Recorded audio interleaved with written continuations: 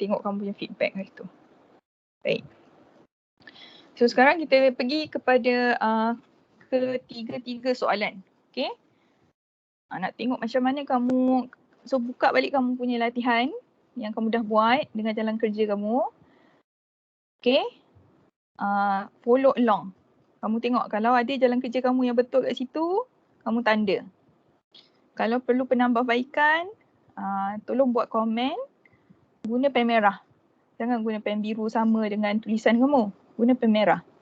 Supaya kamu take note benda tu. Alright. So kita start dengan self practice 9.1. So ini soalan yang kita dah sebagai homework before cuti. Okay, the first one. The distance from Tanjung Malim to Muar is 272 kilometers. Okay, so keep in mind. Homework ini masih lagi topik speed.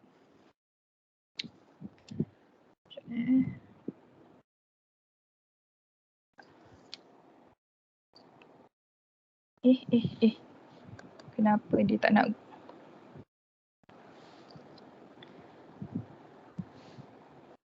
Okay, so ini masih lagi topik speed. Baik, so bila dia topik speed, mesti ingat speed is equals to distance over time. Ataupun kamu guna triangle kita. Okay, which is S speed di bawah sebelah kiri, distance over time. Okay, so DST. Baik, so the first one dia kata the distance from Tanjung Malim to Muar is 272 kilometers. So this is distance. A bus departs from Tanjung Malim at 0830. So hopefully semua orang tahu tu adalah 8.30 pagi. The average speed of the bus is 80 km per hour. At what time will the bus arrive in Muar? So state your answer in the 24-hour system. So seperti saya kata, buatlah timeline. So kita start dengan Tanjung Malim pergi Muar. Okay, berapa? 272 kilometers, average speed adalah 80 km per hour. So, dia mula bergerak pada pukul 8.30 pagi. Okay.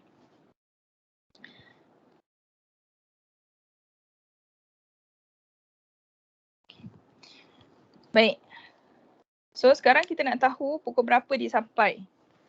Jadi, bila nak tahu pukul berapa sampai, kita kena tahu berapa lama dia ambil masa daripada Tanjung Malim pergi Muar.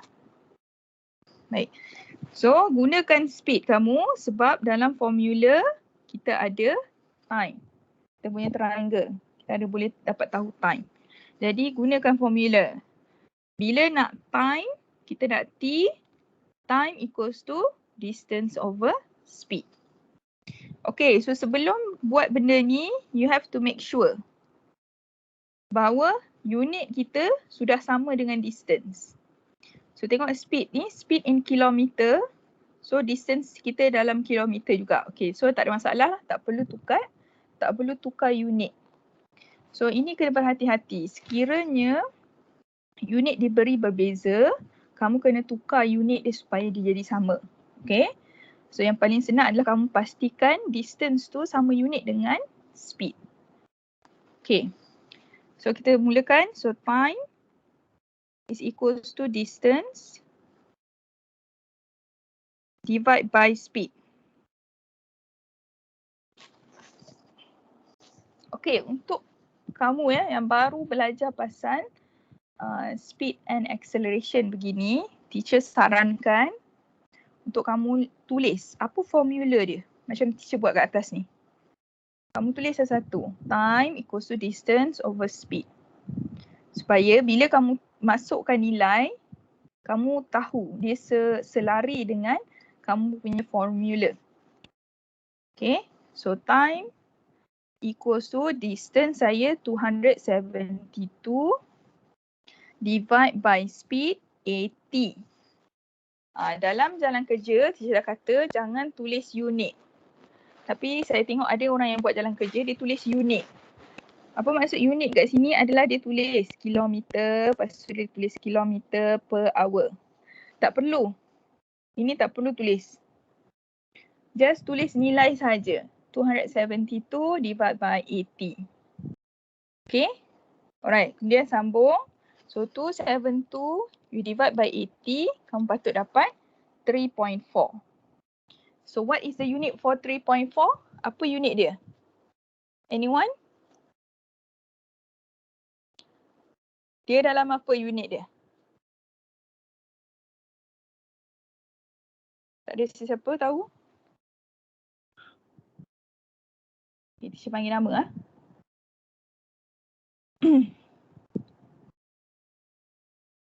Okay, Syakira. Syakira, 3.4 ni unit dia apa?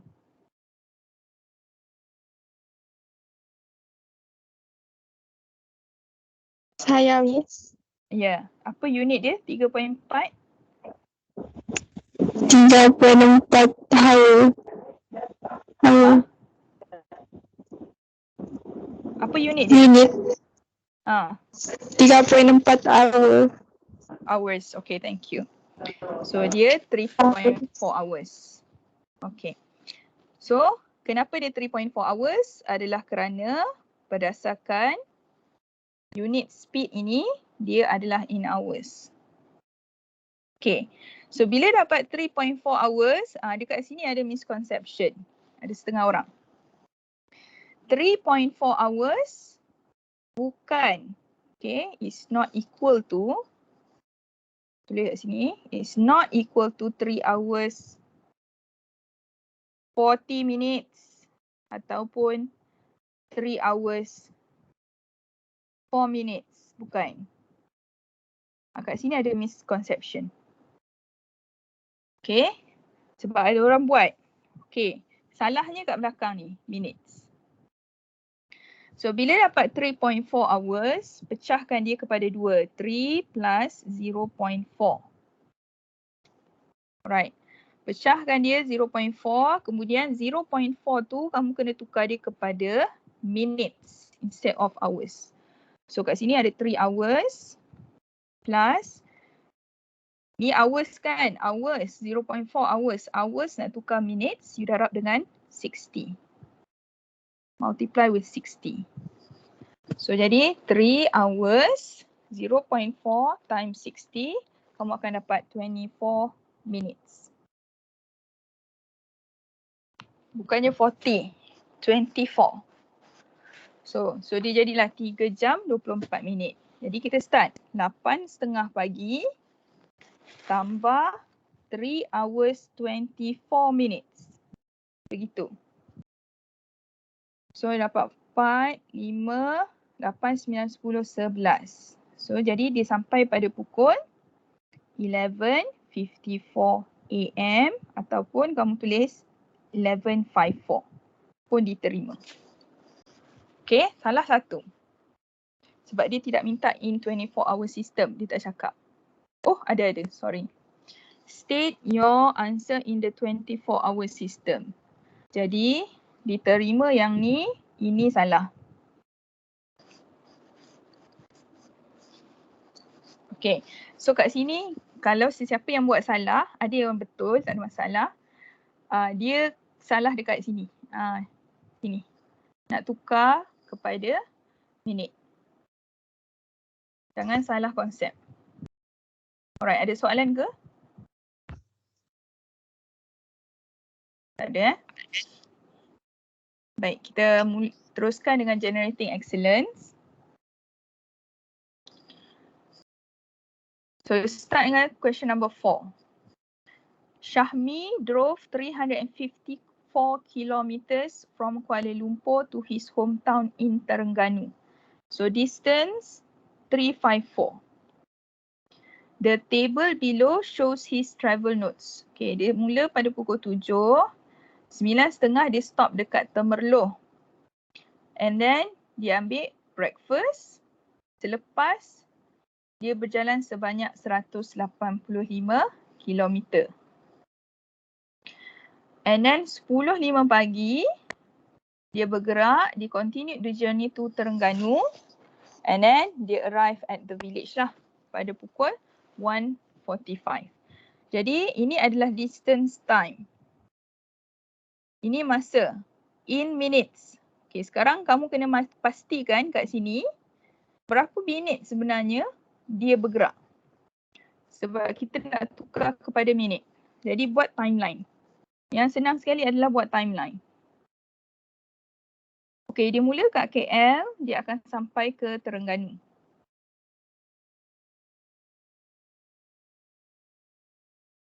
Dia berhenti dekat Temerloh. Alright, so KL mula pada pukul 7 pagi sampai dekat Terengganu pada pukul 1.45. Jadi 13.45. Ikutlah kamu nak tulis 1.45 petang PM, tak ada masalah. Teacher suka guna 24 hour system je. Okay, dia pergi kat Temerloh, dia stop pada pukul 9.30 pagi hingga 10.05 pagi. Okay, so perjalanan dia begini. Dari KL pergi Temerloh, dia dah berjalan sebanyak 185 kilometer dan beza masa kat sini 0930, kamu tolak dengan 0700. So kamu akan dapat 230 iaitu 2 hours 30 minutes. Kemudian kena tukar semua ni kepada minit. Kenapa? Sebab dalam graf dia dalam minit. Tak ada jam. Okay, so tukar semua ni kepada minutes. So dia akan jadi 2 times 60 plus 30. So jadilah dia 150 minutes. 150 minutes. Okay, so kat sini 150 minutes.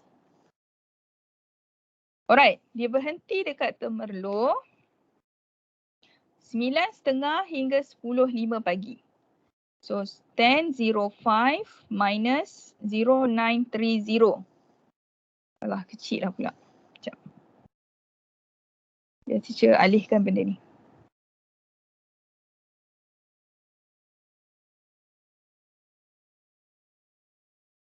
Tak bawah lah. Okay, teacher guna warna. Okay, guna warna hijau.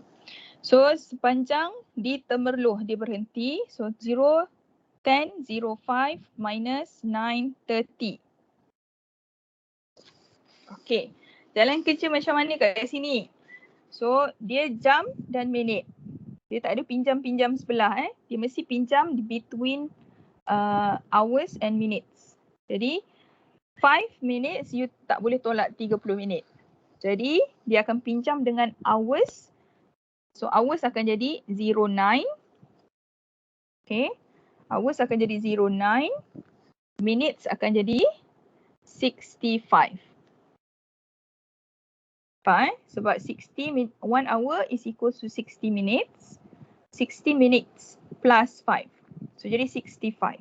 So 65 minus 30 dia akan jadi 5, 3. And then 0, 0 lah. Tidak ada hours. So this means dia berhenti dekat Temerloh is for 35 minutes. Alright. So kat sini dia berhenti selama 30 minit. Alright. So kita continue dengan Temerloh pergi Terengganu. Okay. Dia sampai pada pukul 1.45 petang. Dia bertolak pada pukul 10.05 pagi. So kita buat 13.45 tolak 10.05. So kat sini 45 minus 5 tak ada masalah lah. It will be 40. So 13 divided by 10, it will be 3. So berapa masa kat sini? is gonna be 3 hours 40 minutes. Okay, jangan confuse kalau kat sini 3 hours 40 minutes. Beza dengan yang kita kira kat atas ni di mana 0.4 saya kena darabkan dengan 60. Berbeza konsep kat sini Sebab kat sini dari atas dia memang 3.4 hours semua. Dan ini datang daripada speed. Tapi kat bawah ni bila mana kita tolak memang itu adalah masa. 24 hour system punya time system. Jadi apa yang kamu tolak tu is already in hours and minutes. Jadi tak perlu tukar dia darab dengan 60 ke apa. It is already converted. So 3 hours 40 minutes tukarkan kepada minit. So 3 times 60 plus 40. So 180 plus 40, you will get 220 minutes. Okay, so ambil masa 220 minit. Alright, so nak tahu berapa jarak daripada Temerloh Terengganu? Kita tengok balik soalan atas. Dia kata daripada KL pergi Terengganu, jarak dia adalah 354 km. Okey, perlu ke saya kira dulu? Tengok soalan. So soalan kata state the value of A and B dahulu. A kat sini, B kat sini. So A bila masa dia adalah 150 minutes. So tengok timeline kamu. So timeline 150 minit dia berhenti dekat Temerloh. Jadi berapa jaraknya adalah 185 km. Jadi A saya, jawapan untuk A is equals to 185. Okay, done. Apa pula B? Now B dia adalah perhentian yang kedua. Perhentian yang kedua. Sebab 405 ni, mana datang 405, kamu rasa dia mestilah daripada segi masa. Okey, cuba kita tambah masa kita. Kita ada 150, kita ada 35 minit, kita ada 220. So jadi kalau kamu tambah semua ni, 150 tambah 35 tambah 220, kamu akan dapat 405 minit. Okay, sebab itulah kat sini sebenarnya dia dah sampai Terengganu.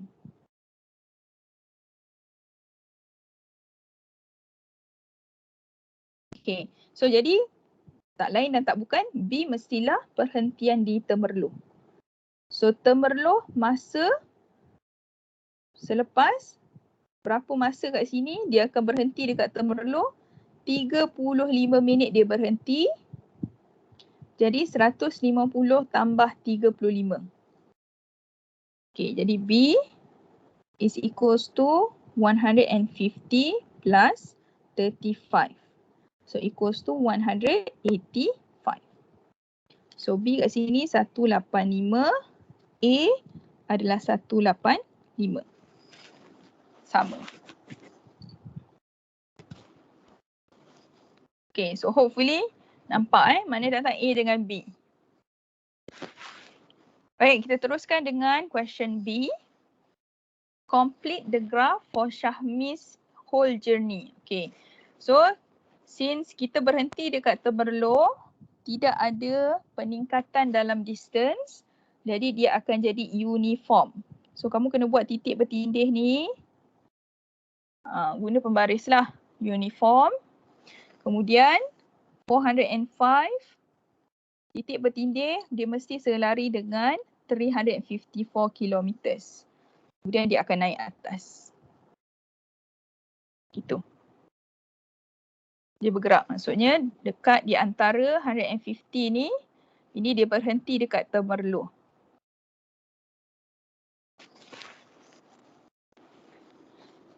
Okay, so tu jawapan dia. Alright, B. So dekat graph, C. Calculate the average speed in kilometer per hour for the whole trip. Okay, so average speed, kita punya formula is total distance divided by total time.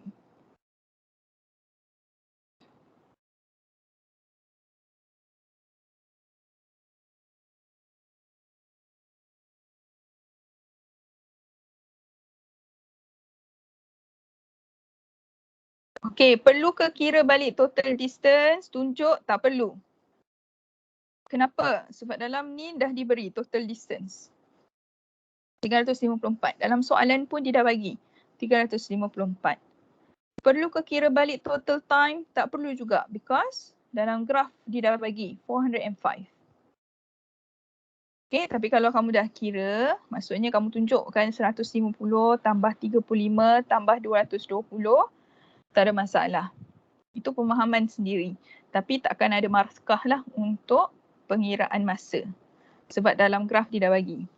So total distance tadi kita adalah, ingat kita akan ambil 354. Divide by total time 405. Tapi 405 ini dalam minit. So jadi nak tukar dia kepada hours, you have to divide by 60. Sebab soalan minta in kilometer per hour. Jadi 354, 405 divide by 60. Kamu akan dapat 6.75.